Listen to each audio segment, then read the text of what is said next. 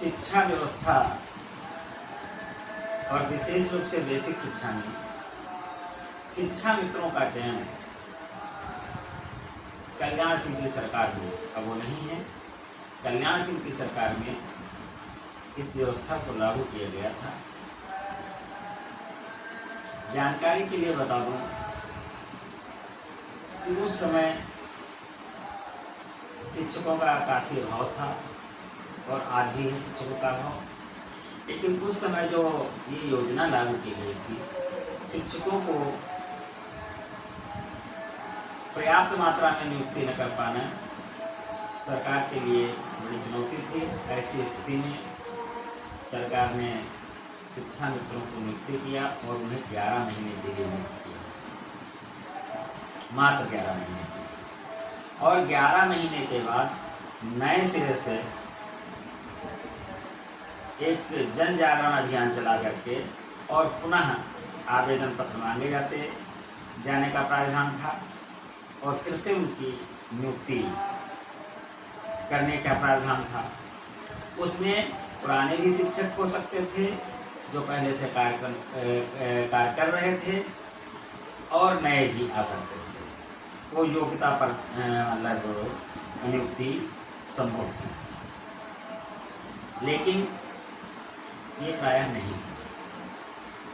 जो शिक्षक एक बार लग गए शिक्षा मित्र के रूप में कार्य करने लगे, वही बराबर आगे भी अपने कार्य में लगे रहे, पुनः नियुक्ति का मौका नहीं दिया। और ध्यान रखें कि 11 महीने की नियुक्ति की गई।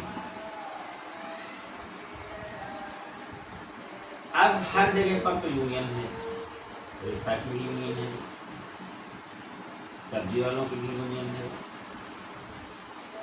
तो भाई शिक्षा मित्रों की क्यों नहीं होगी यूनियन? और जब उनसे काम लिया जाता है सरकारी शिक्षकों के बराबर और पैसा उनको नाम मात्र का दिया जाता है,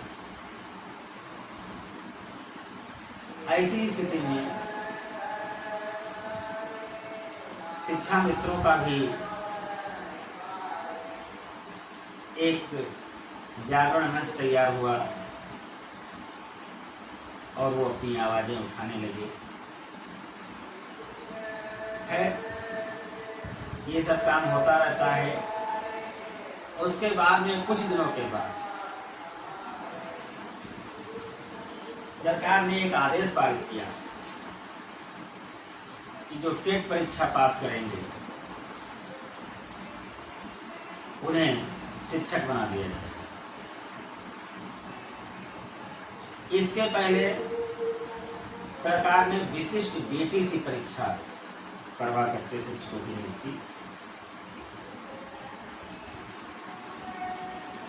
लेकिन कुछ दुर्भाग्य ऐसा रहा, उसमें बहुत सारे शिक्षक अध्यापक बन भी गए और कुछ ही दिनों के बाद सुप्रीम कोर्ट का एक आदेश आया कि शिक्षा मित्रों को अध्यापक नहीं बनाया जा सकता है। माननीय आजाद का आदेश था, उस पर कौन टिप्पणी कर सकता है? लेकिन उसमें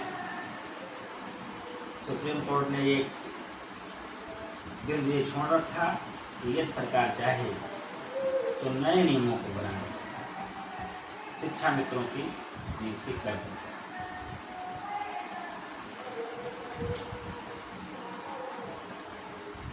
अब सरकार चाहे तो कर सकती है, लेकिन सरकार क्यों चाहेगी? सरकार के ऊपर जो आर्थिक बोझ पड़ेगा वो करोड़ों में पड़ेगा। अगर सरकारी आंकड़े लगभग में बताए जाएं तो 1.5 लाख के आसपास शिक्षा मित्र हैं, जिनको मात्र 10,000 रुपये भुगतान करके उनसे काम उतना लिया जाता है जो 50,000 60,000 रुपया शिक्षक देता है। जब 10,000 में काम चल रहा है, सरकार क्यों ऐसा चाहेगी? लेकिन शिक्षा किसी भी देश की, किसी भी समाज की बुनियादी जड़ होती है, ढांचा होता है। अगर शिक्षा ही नहीं रहेगी तो फिर क्या है? तो इस बात पर प्रकाश डालने की आवश्यकता है कि जिन शिक्षकों को, जिन शिक्षा मित्रों को काम पर लगाया गया है और इतनी वेतन विसंगतियां हैं कि क्या उनका मन बच्चों के भविष्य के सुधारने में लगेगा? कहने को तो शिक्षा मित्रों को दे दिए स्कूलों में कि शिक्षा मित्र पढ़ाते हैं, लेकिन अगर वो रोटी के लिए तरसेंगे, कपड़े के लिए तरसेंगे, दवाई के लिए तरसेंगे, उनके पास आर्थिक संसाधन नहीं होंगे, वेतन नहीं मिलेगी, तो क्या वो पूरे मनोवेग से पढ़ाई कर सकते हैं? ये एक चिंता का विषय है। 7-8 महीने पहले लखनऊ में एक धरना प्रदर्शन शिक्षा मित्रों का हुआ। उसमें भारी संख्या में शिक्षा मित्र एकत्रित हुए और वहां पर केंद्र के राज्य मंत्री कौशल किशोर और प्रदेश स्तर के कई मंत्री पहुंचे भी, आश्वासन भी दिया कि हम इस पर जरूर विचार करेंगे, लेकिन उस पर आज तक नहीं विचार।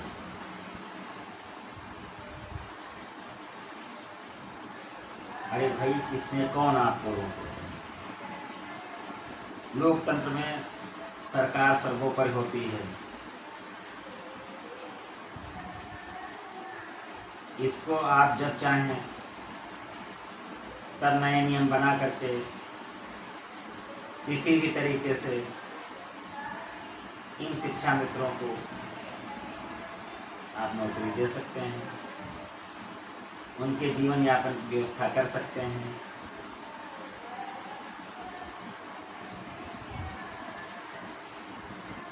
तो मेरा तो अनुरोध यही है बड़ी विनम्रता से कि इन शिक्षकों को लाठी डंडे न दे करके शिक्षा मित्रों को मारपीट करके भगाने से काम नहीं चलेगा। इनकी समस्याओं को समझना पड़ेगा, इनके भूख प्यास को समझना पड़ेगा। रमाबाई पार्क में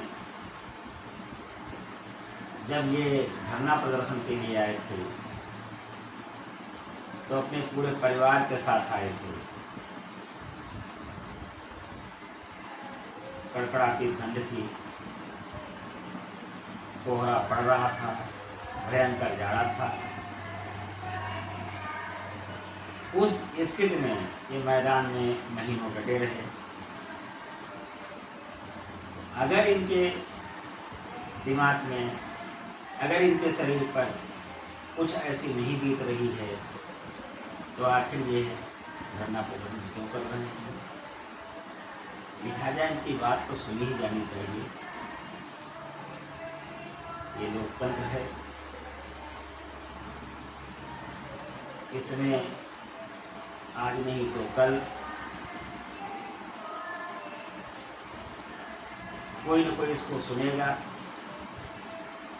तो वर्तमान सरकार क्यों न इसका श्रेय ले, मेरा केवल इतना ही कहना है। धन्यवाद। जय हिंद।